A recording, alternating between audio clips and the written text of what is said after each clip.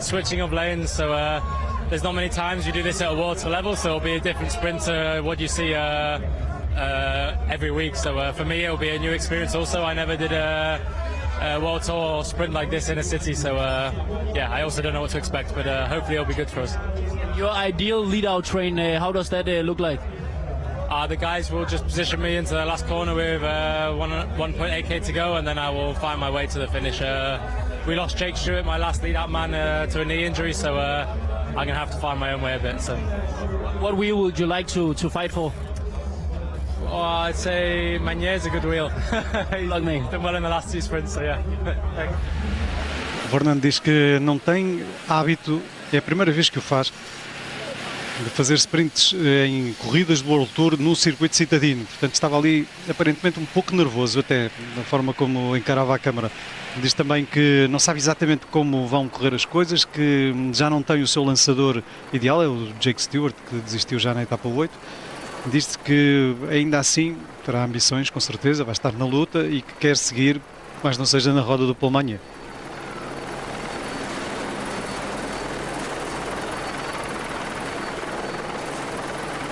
Voltando à questão de Pellizzari dentro da equipa da Red Bull. Ontem, e já que o dissemos, mas voltamos a dizê-lo e fazemos meia-culpa, faço eu, meia-culpa, na tradução daquilo que dizia o Pellizzari, a certa altura fiquei na dúvida, mas pareceu-me que ele dizia que queria ir ainda à volta à França, que não tinha certeza sobre se iria acabar ou não aqui a volta à Itália, não sabia como é que estava, isso aí estava correto. A parte do ir à volta à França é que ele falava mais em concentrar-se na volta à França do próximo ano, portanto está presente na volta à França do próximo ano e não tanto deste ano. Dentro da equipa de Red Bull há cada vez mais galos. Obviamente temos o super Remco Evenepoel, temos também Florian Lipovitz, temos Pellizzari, ainda temos Jay Hindley. Começa a haver realmente muita Roglic gente. também. Roglic, vamos ver. Mas temos muita gente com objetivos de 3 semanas, muita gente a querer controlar, diríamos assim, a equipa a seu favor. E depois temos este problema das lideranças partilhadas. Quando a gente a mais temos lideranças partilhadas, isto normalmente nunca dá bom resultado. A questão aqui que é interessante é taticamente, estou curioso para ver o que vai dar esta dupla Hindley-Pellizzari, porque eles têm um trunfo, claramente, a nível tático nesta volta à Itália. Vamos ver o que acontece com Evenepoel e Lipovitz. E depois eu acho que a grande questão para mim é quem é que vai acompanhar Roglic na volta à Espanha. Porque, por enquanto, oficialmente é Roglic que vai liderar a equipe, mas tendo em conta a riqueza, a profundidade do plantel, eu acho que vai haver um outro ciclista. E por exemplo, porque eu acho que o Pellizzari, não, mas é que eu acho que o Pellizzari ontem, por aquilo que dizia, ele não se mostrava muito disponível para ir à volta à Espanha. Vamos ver, mas eu acho que de qualquer modo é uma vaga. Há uma vaga ao lado de Roglic para liderar esta equipa da Red Bull, para co-liderar, vai. Ele dizia querer concentrar-se já na próxima temporada, mas teremos de ver. Ciclismo na Eurosport. Entretanto, durante aqui o intervalo, eu fui buscar as declarações do Pellizzari ontem, aquelas que nós transmitimos aqui. E aquilo que o Pellizzari diz, objetivamente, é isto. E é uma parte que me deixa um bocadinho na dúvida. Eu quero partilhar convosco. De resto, Olivia e Gonçalo, partilhei convosco também já agora toda a entrevista, toda a tradução da entrevista do Pellizzari ontem. E aquilo que ele diz é assim, a certa altura. Falta uma semana, é a semana mais dura, o Jay está bem, pode lutar pelo pódio. Se não estiver ao nível hoje, vou apoiá-lo na próxima semana. Se eu não estiver ao nível hoje. Portanto, isto aqui já esclarece um bocadinho em relação àquilo que o Pellizzari quer fazer na última semana. Ele diz, se eu não estiver ao nível, ele esteve ao nível, mas se não estivesse ao nível, isto foi à partida da etapa de ontem, vou apoiar o Jay na próxima semana. Vamos tentar manter a confiança e ver como corre o dia. Ora, no final do dia a coisa correu bem. E, portanto, o Pellizzari continua com opções em aberto para lutar por um lugar no top 10, top 3, top o que quer que seja, camisola branca, etc. Pergunta a seguinte, isso significa que ficas na corrida, aconteça o que acontecer? Resposta. E havia dúvidas em relação à forma do Pellizzari e da doença, da infecção bacteriológica, etc, etc. Já aqui relatámos. Resposta. Preciso de terminar este giro, porque já estive a pensar e estou a considerar fazer o Tour de France. Não diz que é do ano que vem. Tudo bem que depois houve a interpretação de outros meios que disseram que seria o do próximo ano. Vírgula. Por isso, preciso de chegar a Roma e pensar no próximo ano. É aqui que se levanta a dúvida. Então, mas quer fazer o Tour deste ano, do próximo ano? Ficou aqui a dúvida. Mas se alguém diz que precisa chegar a Roma e pensar no próximo ano, é porque nem sequer está a considerar a hipótese de ir à Volta à Espanha. Portanto, também fica aqui meio respondida a questão. Se vai à Volta à França deste ano ou do próximo ano, na altura a mim pareceu-me que ele queria dizer que ia à Volta à França deste ano, portanto servir de apoio também na Volta à França ao Remco Evenepoel, ao Lipovic, etc. Vamos logo ver o que é que será. Eu fico com a ideia de que aquilo que ele quer transmitir Deixa-me só concluir. Porque a seguir o repórter diz, isso é uma notícia incrível, verdadeiramente explosiva, e ele não contraria isto. E diz, preciso falar com a equipa, mas é algo em que tenho pensado. O giro já me deu muito, vamos primeiro chegar a Roma. Diz, Gonçalo. Eu acho que isso, e até a pergunta de follow-up do repórter, tem a ver com quando ele diz na altura o bombaço, não é? A notícia de última hora. Exato. Eu acho que era já anunciante por a presença dele no Tour do próximo ano. E é por isso que depois ele diz, não, eu tenho que me sentar, tenho que falar com a equipa. Eu não fico nada com a ideia de que ele se refira a este ano, porque ele ano passado era rookie na Volta à Espanha. E portanto ia com um papel com menos responsabilidade. Veio ao Giro este ano como um dos líderes da equipa. Eu acho que ele diz quero terminar, porque é a primeira volta que faz como co-líder, e depois começar a pensar no próximo ano em ir à Volta à França. Oh, here we are, guys. Brackway. We are at the Uno X car. I have just a question, a technical question. Maybe I'm wrong, but I see some of your guys wearing a bodysuit completely closed on the front without a zip. Is it correct? Yeah, it's true. It's Fredrik wears it today. He was pretty keen on going in the break today, so I think he took on the fast suit today. Yeah, and is it not too warm? Yeah, you have to choose, and maybe a bit warmer. But I think he thought that the possibility to go in the break was good for him today, and he wanted to go for it. So that's why a little bit more aero. Yeah, and if he had to stop for a pee?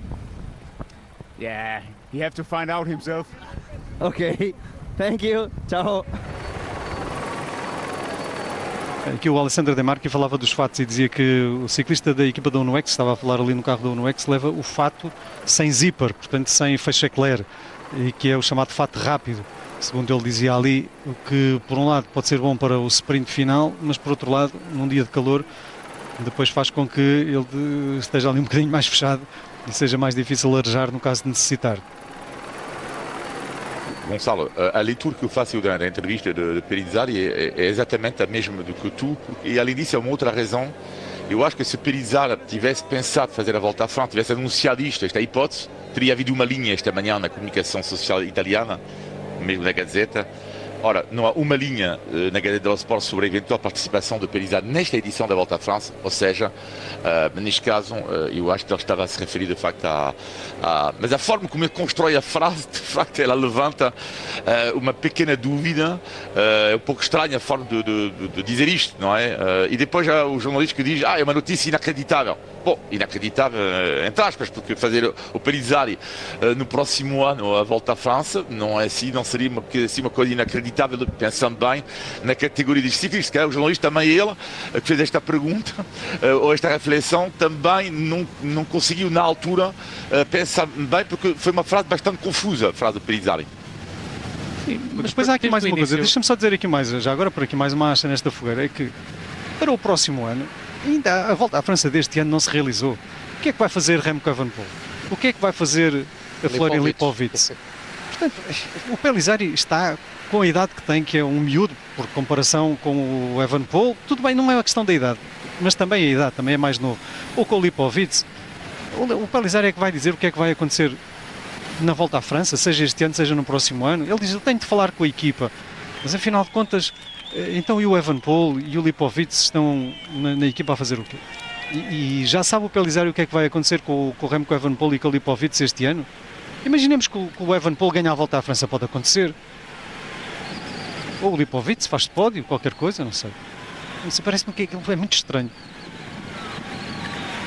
Entretanto, 2 minutos estamos a entrar em Milão.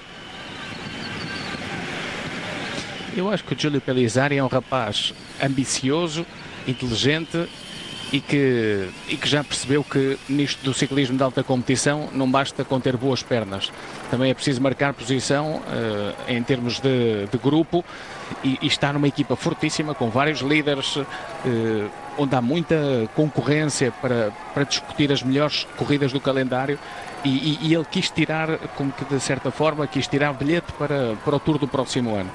Em nenhum momento da temporada, nem em janeiro, quando foi o Media Day da Red Bull Bora-Hansgrohe, nem depois nas corridas seguintes, se falou sequer da possibilidade do Pelizar ir ao Tour de France, e desde o início do ano que está decidido que quem vai fazer o Tour de France com ambição são o Remco Evenepoel e o Florian Lipovic, que o Pelizar e o Hindley vinham à volta à Itália com o Alexander Vlasov como terceiro elemento e que o Roglic está apontado para o final da temporada. Depois é verdade que isto deixa margem para muitas interpretações, não é? Então, mas podem ir num papel secundário, podem não ir, mas teremos que aguardar para ver.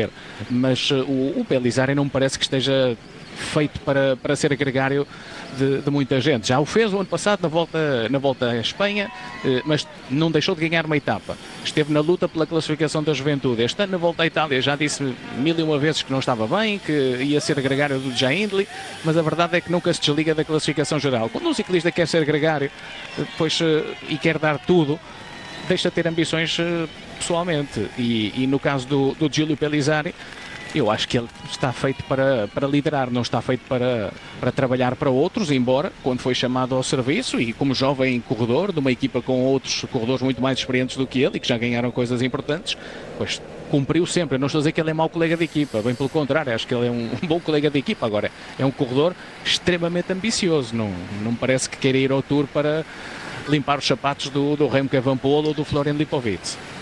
O que o Eurosport Itália diz, já agora, Olivier, se quiseres ir consultar a página do Eurosport Itália, talvez aí também encontres qualquer coisa. O que ele diz no Eurosport Itália é que gostaria de ir ao Tour no próximo ano. Portanto, está de certo modo a marcar posição para o próximo ano. E isto estou a dizer já a posteriori desta entrevista. Portanto, isto foi a conclusão que se tirou daquela entrevista algo dúbia. Yes, I feel good. I think there's a good mood in the team. Felix obviously, the second strongest of the climb, so everyone is feeling good. What confidence are you starting with today, with your opponents being Milan, Meunier, and Groenewegen? It's difficult to have a lot of confidence because I've been below par for about 10 stages now, but I think it's going to turn at some point, and I hope today is that day. Talk us through the last run into the finish line. Obviously, it's a circuit, but that last turn with around 2 kilometers to go, how crucial is it? Yeah, so there's a long straight with 9.5 kilometers to go, where you have time to get in position and do the things the way you want to do. Obviously, it's important to be in that double turn with 1.5 to go. And then there's still a long way to go, so you cannot really take it from the front. I think it would be better to come from behind. Have a good one, Toby. Sorry, come again? Have a good one. Yeah, thank you. Boa sorte, ele é um ciclista que está muito satisfeito. Eles estão a entrar no circuito, é 71 km mais ou menos que entram no circuito, portanto estão prestes a entrar no circuito, já estão dentro de Milão, mas estão agora a entrar no circuito, praticamente será isto. Mas dizia o Tobias Lund Andersen, que é um candidato hoje, que estão muito satisfeitos dentro da equipa com o desempenho do Felix Gall, que hoje será muito importante estar bem posicionado naquela tal curva a 2 km do fim, marca, diríamos, o início da reta da meta, uma curva muito apertada para a esquerda. Iremos ter a ocasião de passar por lá várias vezes antes do final, porque há 4 voltas ao circuito que agora começam. Os homens da frente estão com 2 minutos. Aqui em Milão vamos ter muitas longas avenidas para que a perseguição seja levada a bom termo. Em relação a Pelizari, eu acho que os italianos, eu acho que há 2 ciclistas italianos que podem ser para mim uma surpresa no que diz respeito às grandes voltas já este ano, que é a presença de Pelizari, eu acho, na volta à Espanha. Eu acredito mesmo cada vez mais que ele vai ser a surpresa da equipa a participar ao lado do Roglic na Vuelta. E depois eu acho que há uma questão que se coloca neste momento, vai depender também da última semana de Piganzoli. Será que a equipa da Vision pode se permitir o luxo de deixar de fora o italiano, tanto na Volta à França como na Volta à Espanha? Neste momento ele não está previsto, no Tour. Também neste momento não está prevista a volta à Espanha, mas também os nomes não estão fechados, sobretudo no que diz respeito à Vuelta, porque uma equipe que procura, lá está, um voltista após a reforma da Sam Yates. Não sei, Paulo, o que é que tu achas? Tu de Piganzoli pode ser a surpresa do chefe para a volta à França, para acompanhar Vingegaard ou eventualmente para a volta à Espanha, porque ontem o trabalho dele foi inacreditável na última subida. Sim, eu acho que ontem foi melhor que a encomenda, como se costuma dizer, porque ele esteve fantástico. Eu já o tinha dito, afirmei que para mim foi o lado positivo daqueles homens do top 10, foi aquele que mais me surpreendeu, pelo lado bom da etapa. Fez uma grande etapa, fez um grande trabalho e não se conseguiu, e não se desligou, porque continua a lutar e faz um excelente posto na etapa. Eu vejo Piganzoli na volta à Espanha, não o estou a conseguir ver nesta altura, sinceramente, na volta à França, e vamos ver se fará duas grandes voltas numa só temporada. Mas falávamos nós da Red Bull e falávamos agora também da Visma. Jay Hindley, nos bastidores do ciclismo, ouve-se muito falar de Jay Hindley poder estar na Visma em 2027.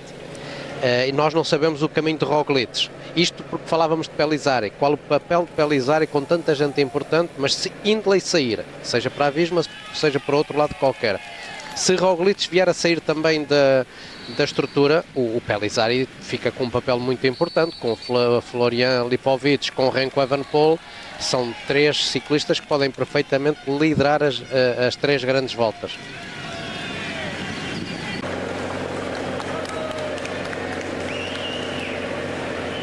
Dois minutos de diferença entre o grupo da frente, 4 ciclistas, e o pelotão. Já vamos tendo aqui algumas imagens que nos mostram como é este circuito. Carros mal estacionados, pessoas bem, ali em cima do passeio, mas com um pezinho na estrada, algumas zonas com obras. O piso não é mau, dá para ver que algumas zonas foram reasfaltadas há pouco tempo. Estamos já dentro do circuito, irão ser 4 voltas ao circuito. Os ciclistas entraram no circuito há coisa de uns 5 km, 4, 5 km. E agora vamos vendo aqui, por exemplo, esta viragem apertada. Eu suponho que aqui é a viragem para a reta da meta, Paulo. Eu acho que é mesmo aqui. E como dá para ver, há ali uma dupla viragem. Ali há a viragem dos 2 km. Não é bem uma viragem, é uma dupla viragem. Agora, infelizmente, mostram-nos esta imagem aérea, quando era bom vermos a reta da meta. Mas pareceu-me que a reta da meta era algo largo, portanto uma estrada muito larga, sempre a direito, uma reta de 2 km, isso já sabíamos. Sim, a ideia que fica realmente aquela viragem à direita, estrada larga, e quando eles à esquerda, e quando desfazem a curva, a estrada deve ter ali uns bons 12 ou 13 metros, que depois mais à frente em estreita e fica nesta largura. Mas continua a ser um excelente para o sprint. Sim, eu diria que é uma chegada perfeita. O asfalto é bom. Sim, excelente. Nesse campo não há tampas de esgoto, nesta altura pelo menos não. Há uma coisita ou outra talvez, mas aparentemente o asfalto é bom, o público está todo ordenado atrás das barreiras, não há estreitamentos. Sim. Aqui é o último quilómetro. Portanto, os comboios hoje vão ser super importantes. Sim, eu estava aqui a verificar que estas barreiras, que as vaias laterais que têm os pés ainda não são com aquela proteção total até ao chão, mas que acaba por, quem vier ali do encostadinho, tem ali um pequeno problema, porque não podem encostar diretamente junto ao público, e esperamos que não haja problemas. Também o público com os telemóveis, com os braços esticados, sim, não deixam que ninguém se aproxime. Mas há aqui este S... Porque este S pode levar a que alguns ciclistas optem por mudar de saltar para a roda de outro para não ficarem expostos. Em teoria não há vento. Mais ou menos 500 metros. É ligeira subida aqui. Muito ligeira. É preciso ter o timing certo do ataque para a linha de chegada. Aqui mais uma ligeira mudança, não é de direção, mas há aqui uma oscilação, 300 metros. E dá para ver as barreiras muito à esquerda, direita, muitos desses aqui já está com a proteção feita no chão. Portanto, seguir uma linha sempre a direita não é absolutamente possível. Não. É uma reta, mas é uma reta com jeitinho. É que dá para perceber que as vaias vão ali aos S's. Claro. Não estão bem a direito, as vaias não estão muito bem postas. E agora aqui, a seguir a passarem o sprint, portanto, agora aqui é que vai haver uma zona mais técnica, mas que em princípio não põe grandes questões. Sempre tudo com barreiras. O circuito não está todo com barreiras, mas esta zona central está toda com barreiras. Parece também é que sendo um script, perdão, isto é porque vamos ter dentro de pouco uma entrevista que nos enviaram um script, mas estava só a dizer que me parece que o sprint terá de ser um sprint lançado no momento justo. Agora já dá para ver, veja-se ali ao fundo que há realmente uma oscilação, ali uma ondulação, vá. Mas caramba, se cai num sprint destes...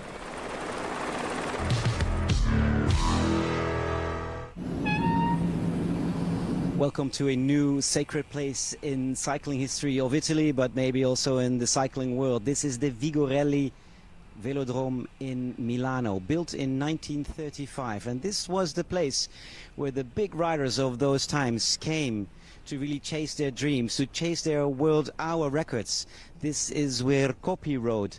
This is where Jacques Anquetil rode their world hour record. This is a sacred place and reminds us maybe of those times where people fell in love for the first time with that truly great sport of cycling. Memórias de outros tempos, nomeadamente de 1935, quando foi construído este estádio para o ciclismo. Because here in Milano, the American football is really a big thing as well. But I'm thinking of the old days, of the historic, romantic days, where you can still see the stands over there. Of course, they're new right now, but try to imagine the cigarette smoke or maybe the voice of the speaker in this stadium and Coppi riding endlessly circles around this beautiful stadium that is part of cycling history in Italy and a very big part of cycling history globally.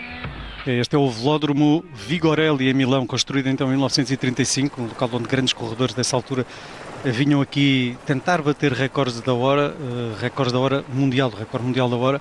Foi aqui ou ali que Coppi pedalou, onde Jacques Anquetil estabeleceu o seu recorde da hora, um lugar, como dizia o Sander Kleikers, repórter neerlandês do Eurosport, um lugar sagrado para o ciclismo. Muita gente assistia ao ciclismo naquela altura, ele fazia ali referência, tentem imaginar naquela altura o speaker fazendo o relato da corrida para toda a gente e ao mesmo tempo que havia uma fumarada, toda a gente fumava naquela altura. Veja-se que até mesmo alguns dos grandes ciclistas da altura fumavam, não é caso único, aliás alguns deles até salvo erro eram patrocinados, chegaram a ser patrocinados por marcas de tabaco. O Vigorelli atualmente acolhe futebol americano. Em Milão o futebol americano é também bastante popular, mas obviamente é um local que está muito ligado ao ciclismo, mais não seja porque é originalmente um velódromo e ali muito bem preservado, com aquela madeirinha no piso, muito bonito, sem dúvida.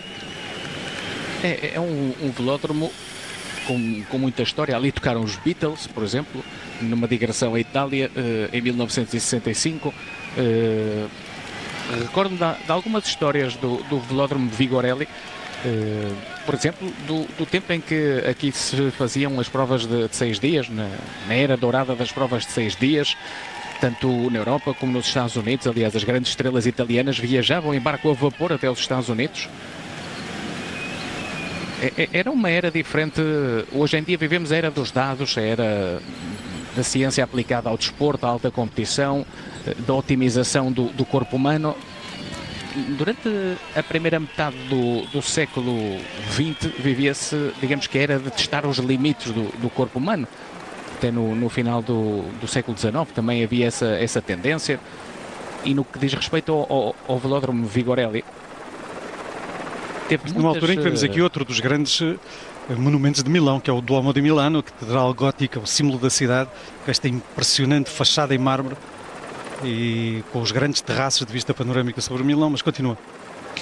Houve vários nomes que ficaram associados ao longo da história ao Velódromo Vigorelli. Obviamente o Sander Kleikers recordava bem o Jacques Anquetil e sobretudo o Fausto Coppi, mas outros menos conhecidos, por exemplo Ferdinando Teruzzi, que era um especialista em provas de 6 dias. E as provas de 6 dias eram muito importantes, não tanto pelo ciclismo em si, mas porque era uma fonte de rendimento brutal para o velódromo, porque o velódromo metia na altura 14 mil espectadores e digamos que a zona VIP que reunia a nata da sociedade milanesa ficava depois na parte que hoje em dia está instalado o campo de futebol americano e havia orquestra, os grandes cantores e cantoras da temporada iam dar os seus espetáculos enquanto as pessoas comiam e os ciclistas eram, digamos que, os entertainers, não é? Era como ir ao cinema ou ir ao teatro, pois ia só ao Vigorelli jantar e acabava por se ver as provas de 6 dias.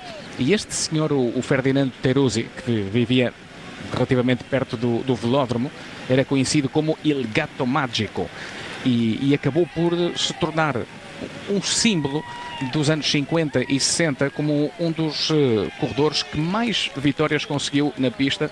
Mas enfim, histórias do velódromo Vigorelli há tantas. Podíamos aqui continuar e se quiserem mais daqui a pouco posso-vos contar outra, porque há uma que é fantástica.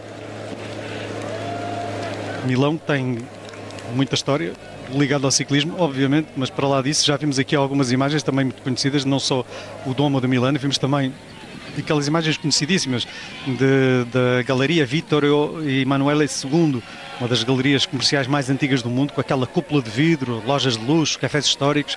Tivemos também a certa altura algumas imagens quando os ciclistas estavam a entrar na cidade de Milão, ou mais concretamente que estavam a entrar no circuito. Milão é de facto uma cidade enorme para visitar, para conhecer. Aqui recordamos vitória em 2015 com Ilio Kaisa a ganhar em Milão, na altura etapa 21. Muitas vezes terminou exatamente a volta à Itália em Milão. Muitas chegadas em sprint massivo, chamado sprint massivo. Recebeu muitas chegadas da volta à Itália. Foi aqui que muitos vencedores se consagraram.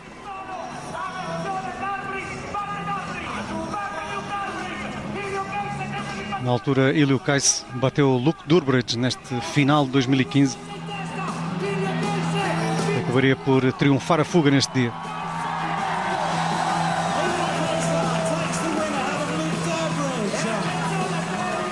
Mas aqui ganharam outros grandes nomes como Mario Cipollini, Mark Cavendish. Milão marca também o início da Milão-São Remo, um dos 5 monumentos do ciclismo. Era tão bom que tivéssemos no ano 2020 com o Afonso Lolli na posição em que está. Foi assim que aqui terminou a edição 2020 em Milão, na altura com o top 5 do João Almeida. Neste caso seria o top 3 do Afonso Lolli. Até me parece bastante simbólico que naquela última chegada a Milão tenha ganho o Ilio Kaisa, porque há pouco quando falávamos do velódromo, falávamos da era dourada da pista, o Ilio Kaisa, que se retirou há relativamente pouco tempo, é um dos maiores especialistas da história das provas de 6 dias. Aliás, ele é conhecido na Bélgica como o imperador da Kuipke, da Kuipke, que é a pista dos 6 dias de Ghent, provavelmente a prova de 6 dias mais conhecida do mundo, que se corre num velódromo, pois, muito mais pequenino, em termos da pista é muito mais pequenino. O problema do velódromo Vigorelli é precisamente aquilo que o torna único, que é a largura da pista, a extensão da mesma, porque não tem os 250 metros de corda habituais, que costumam ser a medida standard nas provas de campeonatos da Europa, campeonatos do mundo, que nós aqui também transmitimos. Tem uma extensão muito superior, tem quase 400 metros de extensão. Falaram de desporto, da história, portanto eu só queria acrescentar um pouco de comida para em cima disto tudo. E de referir, não esquecer que foi em Milão que foi criado o bolo que toda a gente bem conhece em Portugal hoje em dia, que é o panettone, que às vezes rivaliza com o bolo rei nas mesas em Portugal, felizmente ou infelizmente, mas de facto o panettone tem cada vez mais sucesso em Portugal. E de referir que foi em Milão que foi criado. O que é engraçado é que portanto, foi um aprendiz que queimou na altura o bolo, nasceu do erro, e ele pensou: o que é que eu vou fazer deste bolo? E ele lá tentou safar-se e criou o panettone, e ele chamava-se Tony. Este homem, portanto, era o pão de Tony, pan de Tony, deu panettone. Se tivesse chamado Luigi Pissarra, era o pane de Luigi, mas é o panettone. Pippo Ganna, allora, sai che nel 2015 a Milano Ilio Kesse ha vinto con un attacco all'ultimo chilometro? Bravo Ilio. È una cosa che secondo te è fattibile nel finale o no? Credo che stiamo andando veramente forte. Lidl non ha ancora vinto, Johnny credo che voglia tenere chiuso a tutti i costi. La stessa Quick Step ha perso ieri la maglia e credo che voglia recuperarla. I velocisti anche con Rocket un po' magra, sa che oggi se non arriva la volata certe squadre si sparano, quindi meglio che arrivi la volata. E quindi tu come la prendi questa tappa? Lascio i miei compagni 5 dall'arrivo e poi mi godo Milano. Beh dai, sei uno degli italiani che ha vinto una tappa, tra l'altro splendida, e credo che hai tanti tifosi un po' ovunque. Sì, no, fa sempre piacere, sempre bello e ovvio. Sì,